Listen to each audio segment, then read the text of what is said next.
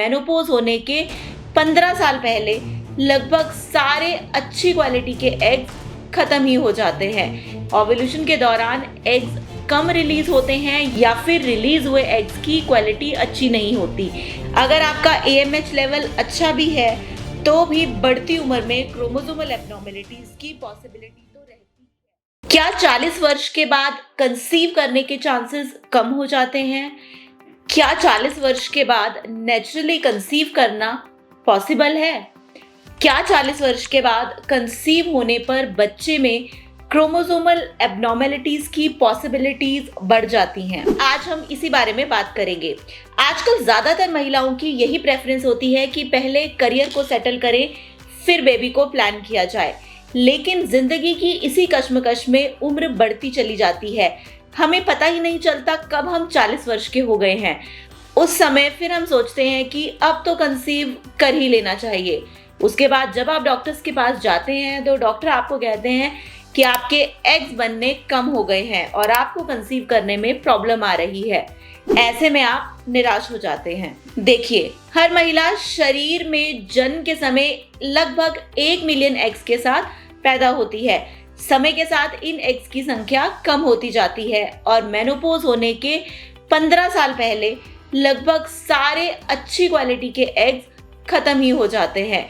Menopause की actual as 50 वर्ष के आसपास होती है, लेकिन 35 की उम्र के बाद ही महिलाओं की फर्टिलिटी बहुत कम हो जाती है। 35 वर्ष की उम्र के बाद महिलाओं को पीरियड्स तो आते हैं, लेकिन ओव्यूलेशन कई बार हेल्दी नहीं हो पाता।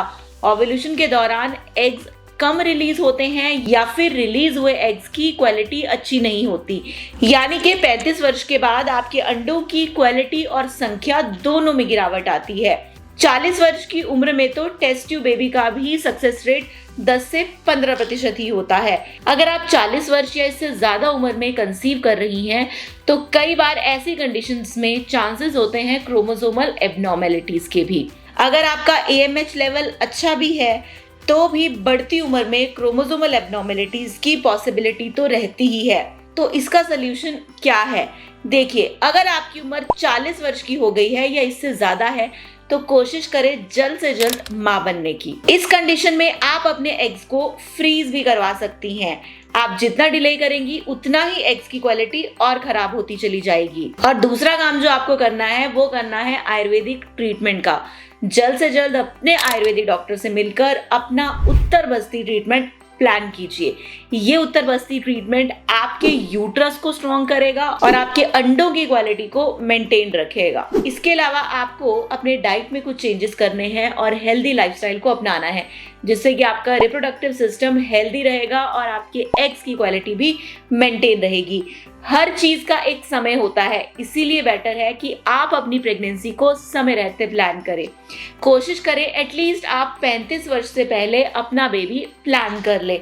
अदरवाइज इसके बाद कंसीव करने पर बहुत सी हेल्थ प्रॉब्लम्स और हेल्थ कॉम्प्लिकेशंस का सामना करना पड़ता है। ज्यादा जानकारी के लिए आप स्क्रीन पर दिए गए नंबर्स पर कॉन्टैक्ट कर सकते हैं और हमारे डॉक्टर से बात कर सकते हैं।